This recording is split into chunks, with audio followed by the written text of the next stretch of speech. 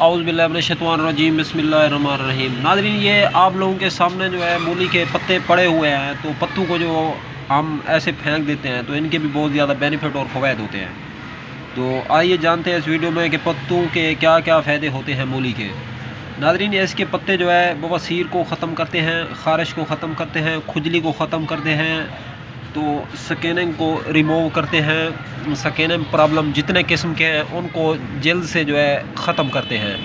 तो जल्द की जो चमक है, जल्द की जो दमक है, इसको कायम दायम रखते हैं, चेहरा रोशन करते हैं, जिस्म को खूबसूरत बनाते हैं। तो तरीका इस्तेमाल इसका क्या है? तरीका इस्तेमाल ये है इसका कि मूली के पत्तों को आप लोगों ने जो है इसका पानी निकाल लेना है। पानी निकालने के बाद इसके अंदर जो है इसको शक्कर से मीठा कर लेना है।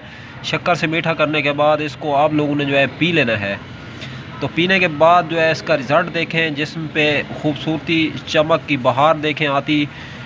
नाज़रीन, ये तो थे मूली के पत्तों के फ़वाइद। अब तक के लिए इतना ही। तब तक के लिए अपना भी ख्याल रखें और अपने यूट्यूब चैनल का भी मिलते हैं इंशाल्लाह किसी नई वीडियोज़ के साथ।